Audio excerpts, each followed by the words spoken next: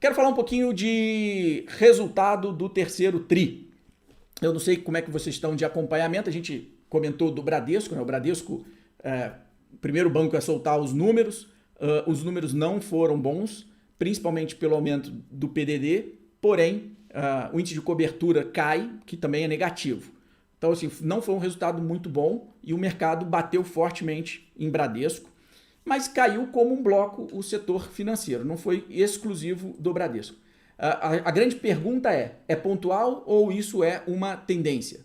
É difícil responder assim, é preciso ver os números dos outros bancos, é preciso ver o resultado dos outros para a gente ter uma ideia de uma tendência ou se é pontual. Para vocês terem uma ideia, o índice financeiro hoje caiu 5%. Hoje é quarta-feira, dia 9 de novembro. Então foi o índice que mais pesou dentro do Ibovespa. Aí se você olhar também, se olhar para outros índices, por exemplo, o setor elétrico, vem performando ainda em linha com o índice Ibovespa, né? Vem performando em linha, então não tá entregando alfa para o índice. O índice financeiro era um dos índices que vinha performando melhor ao mercado, ou seja, ao índice Ibovespa, e muito pesado o índice Ibovespa, como eu disse, tá? Por essas commodities. Se você pegar ali celulose, cai, aí quando eu falo celulose, Klabin, Suzano, cai 6% no ano. Se você pegar CSN, cai 40% no ano. Os Minas, 40% no ano. Tá? Então, Vale sobe 2% no ano, enquanto o índice Bovespa sobe 8%. Então, se você pegar essas que têm grande representatividade, estavam trazendo o índice para baixo. São empresas ligadas a commodities, tanto metálico quanto celulose, exportação, mercado externo.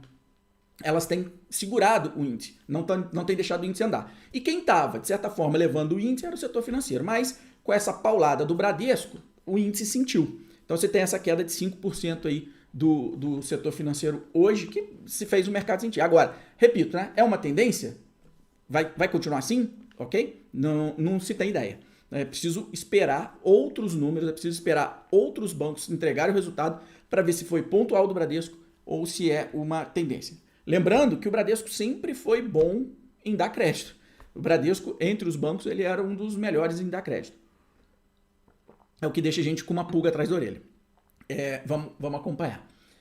Tá? Bom, dito isso, passando essa semana pelo mercado e falando ainda sobre resultado, acompanhando o resultado do mercado interno, a gente percebe uma performance muito positiva de ações ligadas ao mercado interno. Saindo aí desse eixo de commodity metálica, financials, celulose, e olhando exclusivamente para o mercado interno, nós temos resultados extremamente interessantes que começaram a sair e estão saindo. Por exemplo, antes de eu entrar ao vivo, né, saiu o resultado da Chu, passei o olho e foi um baita de um resultado. Se você olhar para outras companhias que estão soltando números, Tupi, por exemplo, entregou um baita de um resultado. Ou seja, existe vida fora do índice Bovespa e ela está pulsando fortemente. Então, essa tese minha, eu já tinha falado dela lá atrás, em 2019, 2018, esperava, sim, esses resultados, esses números fortes, e eles estão vindo. Eu queria, antes de responder, antes de passar para perguntas e respostas, só para a gente fechar esse raciocínio sobre o nosso mercado, sobre principalmente o mercado interno, eu queria passar para vocês a questão do PL, ou seja, do preço-lucro da Bolsa. Então eu peguei aqui, puxei num site, né, para você ter uma ideia, quem está no YouTube está vendo, mas se você está aqui no Insta você não está vendo, mas eu vou falar para você. Bom, eu puxei o gráfico do histórico do PL da Bolsa. Né? PL é o preço sobre lucro. E é calculado aí, cada site ou cada casa de análise ou cada corretora vai ter uma equipe que vai fazer o seu próprio cálculo, vai mudar o valor absoluto em si, mas a tendência, o ponto que ele está agora, que é o mais importante, isso não muda. E quando você olha aqui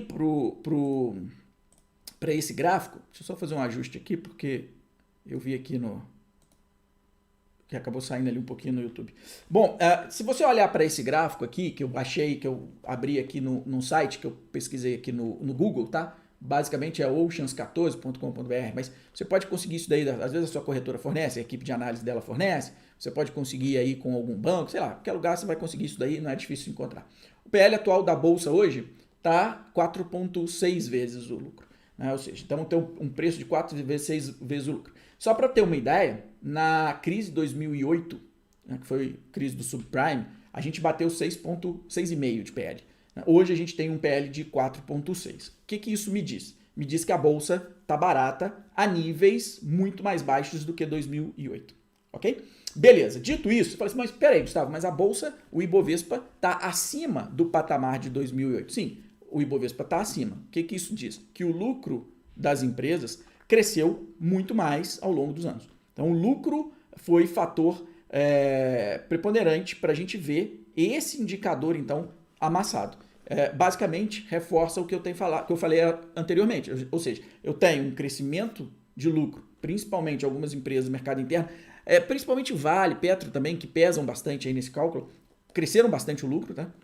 Mas o mercado, o preço acabou não acompanhando, o que faz com que a gente olhe para esse indicador e veja muita deterioração no preço, ou seja, tem um longo caminho para crescimento. Aí alguém pode pensar o seguinte, tá, dado isso daqui, então a gente tem que subir. Não necessariamente, porque existem mais forças que atuam no mercado do que exclusivamente o PL ou exclusivamente o PL, tá? Então existem mais forças que atuam no mercado e não somente um indicador. Se fosse assim, já era para subir rapidamente, tá? Mas o que não aconteceu. Para vocês terem uma ideia, em 2016 esse indicador estava 9,5, né, e provocou toda essa alta do mercado. Na crise de 2020, ele chegou ali numa mínima, ver se eu consigo pôr ali, de aproximadamente 10. Aproximadamente 10 foi a mínima no auge ali daqueles circuit breakers. E agora nós estamos ali por volta de 4,6, o que é realmente aterrorizante e o que mostra pra gente que o mercado está bem depreciado.